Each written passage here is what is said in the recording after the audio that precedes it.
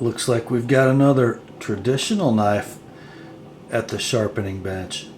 We're going to take a look at a number 53 Great Eastern Cutlery cigar pattern with two blades, and they are my two kind of favorite blades in a traditional knife. Stay tuned, guys. We'll take a look at it.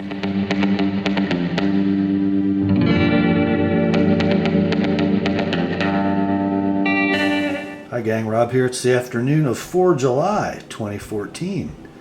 Happy Independence Day, my friends. Had a little time between work and cooking dinner, and I thought I would finish up sharpening a knife for my customer Doug, who sends me a traditional knife to sharpen. It seems like about once a month. And I thought I would do a quick little video on this one on the 4th of July because it's so doggone American, isn't it? This one is a Tidioute Cutlery branded knife from Great Eastern Cutlery. Pattern number 53. This model number 531212 in ebony wood, as you can see.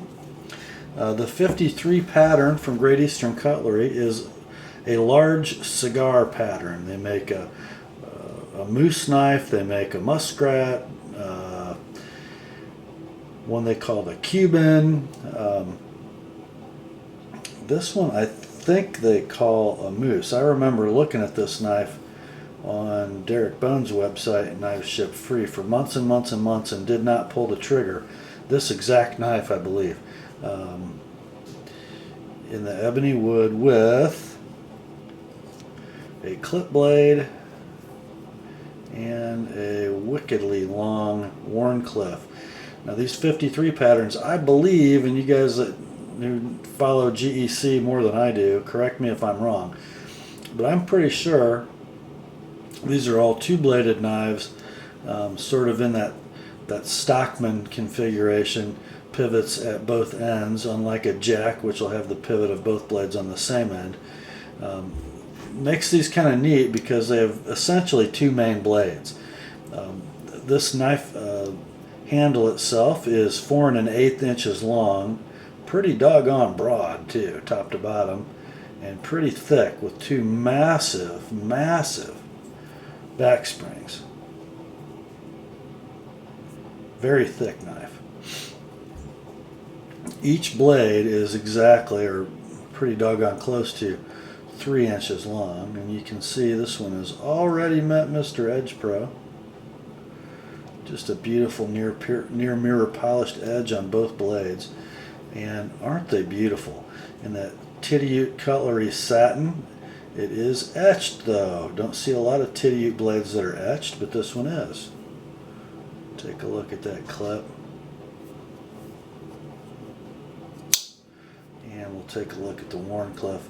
No etch on the wharncliffe. A nice sturdy wharncliffe. Very, you know what, it kind of looks to me like the same blade blank that Derek Bone uses in his Northwoods line for the Fremont Jack. A little different grind, but the profile of that spine looks about exactly like the Fremont Jack. Don't know if that's true, but it sure looks the same. You'll notice no half stops in this knife, and pulls are, I'm going to say, robust. You know, if we're using a 10 scale for pull weight, these are 9s. I sort of compare this knife to the American Jack. What are these? The 73, I guess. The sleeve board pattern kind of large. I'm going to set these down. 73 or 78. Let me look. I hate that. 78. Okay. American Jack, the 78 pattern, a large sleeve board. I'm going to set these down so they're even. The near end. So as you can see, the 53 at least 1/4 inch, maybe 3/8 of an inch longer than the American Jack. Definitely broader in this dimension.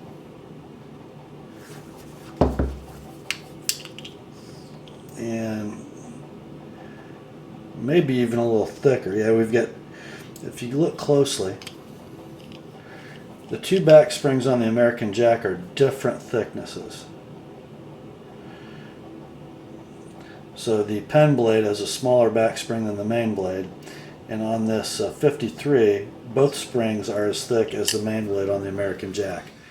There's probably ½ an ounce difference in weight. If I had to, this knife's got to be pushing 4 ounces. American Jack's probably barely 3. I didn't weigh them.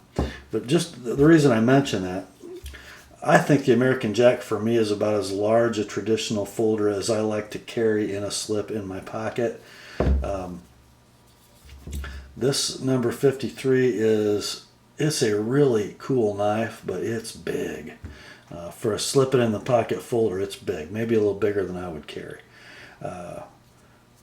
Take a look at the blade centering here. I believe the wharncliffe is off just a little to the left side as you're looking at it. The clip blade, you know what, I'm telling you wrong. The wharncliffe was right on the money. You know, that's why I look at these things before I do the videos. And the clip is off just a little bit to the inside liner. Fit and finish on this knife for a wooden covered knife is really good. I always nitpick GEC knives right here at the corners where the cover material meets the bolster.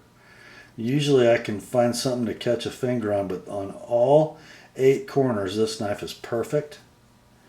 Fit and finish across the back springs is really good too. When the knife is closed, both back springs sit flush. There are no gaps at all. I'll do the Randy Johnson Solos knife reviews nitpick here. The ends of the back springs are not exactly straight across on either end. Actually, you can actually see. Come on, focus, dude. There. On this one, it almost looks like on the left side. Well, maybe they could have ground or sanded that a little bit, a little void from the stamping process there. Walk and talk for a no half stop knife. Not bad, but I got to tell you, it's put together tighter than I guess I probably would. I think we modern folder guys have maybe influenced some of these traditional makers in a bad way. They're so sensitive to not having side-to-side play that sometimes I think these knives get riveted together just a little too tight. I think my American Jack, it's pretty sturdy too, but that sturdiness seems to come more in the spring weight than it does in tightness of pivot. There's no side-to-side play on this knife either, but it just seems to have a little more freedom, a little better walk and talk than this 53 does. And I don't think this knife has been used or carried much, and that may change. I did apply a pretty good coat of oil to both pivots when I got done sharpening. We'll see if that breaks in a little bit for Doug and gets a little freer. Now, how is it in hand? If you're using the wharncliffe, the clip blade in the fingers is almost undetectable. You can tell there's a blade there, but it doesn't really affect in any way your grip on the knife. You know, a lot of guys don't like two-bladed traditionals for this reason right here. This wharncliffe is pretty obtrusive.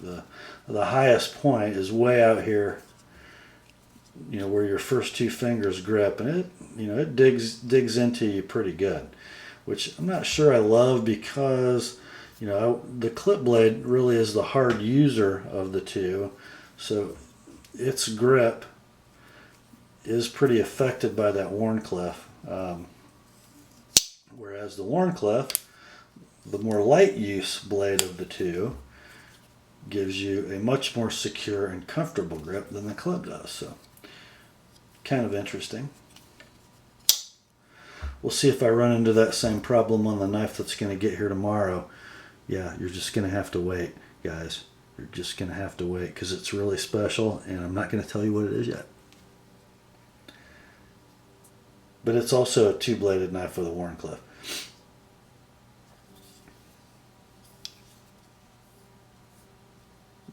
Isn't that ebony just gorgeous? And it's very stable dimensionally too. Doesn't seem to crack or recede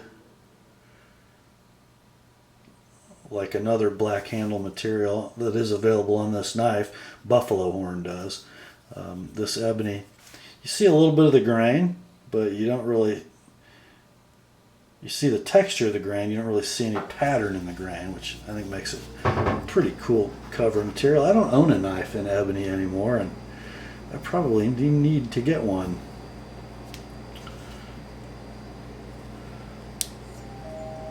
Just thought I would get this out and show it to you. It looks like guests are arriving for 4th of July dinner, so I'd better go cook. Doug, I'll be sending this back to you on Monday.